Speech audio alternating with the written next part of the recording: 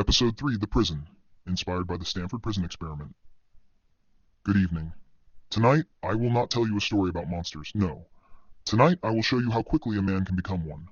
No claws, no fangs, no ancient curse whispered in a forgotten tongue, just a uniform, a title and permission.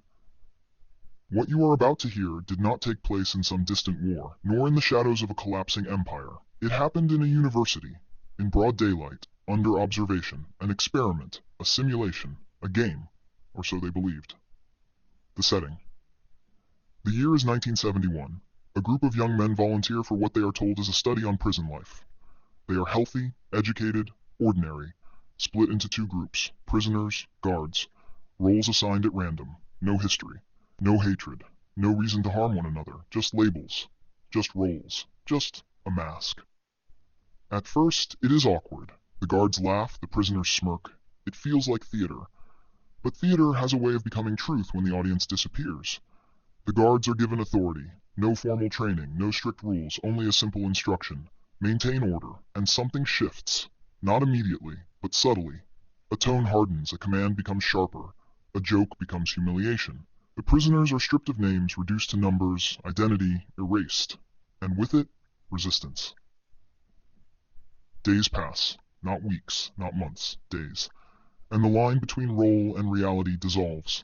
The guards begin to enjoy it. Power is intoxicating when it is unchallenged. They invent punishments, force compliance, degrade, not because they are told to, but because they can. And the prisoners, they break, not all at once, but piece by piece. Posture collapses. Voices soften, eyes lower. Some obey to survive, some rebel, and are crushed for it. One begins to scream, not as an act, but because something inside him has shattered. And here's where the illusion dies. No one forced them, no threats of death, no weapons pressed against their skin, only a room, a role, a system, and within days, humanity bent, cruelty emerged, submission took root.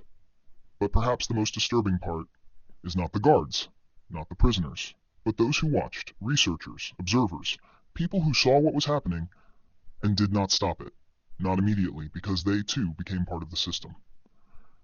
Detached, analytical, curious, until curiosity outweighed conscience.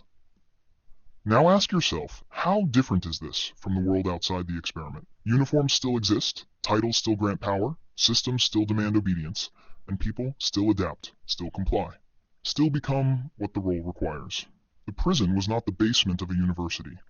The prison is any place where power is unchecked and identity is stripped away. You tell yourself, I would never do that. I would never become cruel. I would never submit. But they said the same. Every single one of them believed they were different, until they weren't. So I leave you with this. If given the uniform, would you command? If given the number, would you obey? And if placed within the system, would you resist it or become it? Because the most terrifying prison ever constructed has no walls. It exists in the quiet agreement between power and obedience. And once you enter it, you may never realize you are inside. Good evening.